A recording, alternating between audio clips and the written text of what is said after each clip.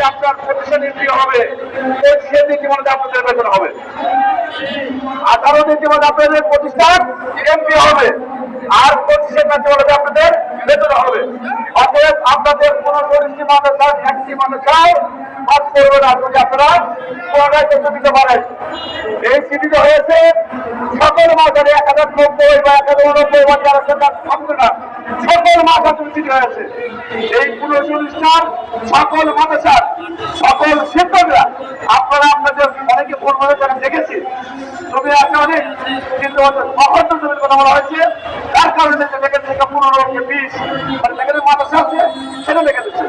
কিন্তু আপনারা আমার বিশ্বাস যারা অনুদান পান তাদের জমি 40 দিতে নাই, কারণ তারা 1984 সালে যখন রেজিস্ট্রেশন পেয়েছে তখন 40 শতক জমির কম একটা মাসে রেজিস্ট্রেশন দেয় নাই।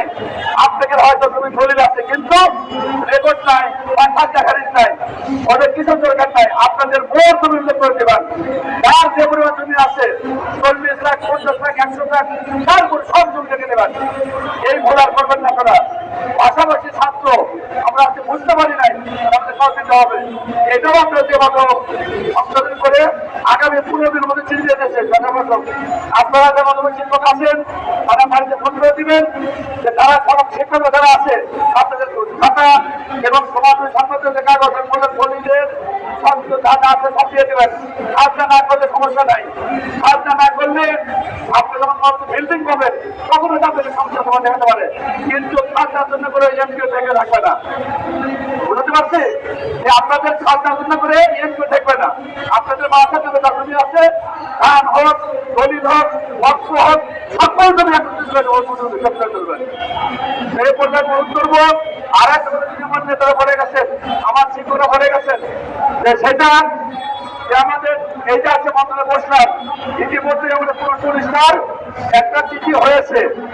পুনর্জার বেন যারা আছেন তারা আল্লাহ করতে থাকেন, আগামী 2-1 দিনের মধ্যেই আপনাদের আমাদের মতো সেম চিঠি হবে ইনশাল্লাহ। এই পর্যায়ে আপনাদের কথা হচ্ছে যে আমরা আজকে ফাইল দিচ্ছে ওদের সঙ্গে আসছি, হয়তো বা কাজ বসে বসে ইনশাল্লাহ কাজ করলে আমরা আবার পাবো। আপনাদের পুনর্জার বেনের চিঠি দিয়ে একসাথে হাসি মুখে বাড়ি করবো ইনশাল্লাহ।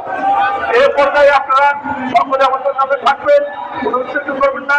আর বিশেষ করে যে মনে হয় না এই যে মনে হয় করে তাদেরকে চিহ্নিত করে আপনারা আপনার ফেসবুকে করবেন এবং লেখালেখি করবেন যে কোনো ব্যাগের পর আন্দোলন কমিটি নাই। আমরা আন্দোলন দেখেছি সত্যদের বেলায় আন্দোলন চলবে ততক্ষণ পর্যন্ত আমাদের উন্নয়ন আছে। ধন্যবাদ।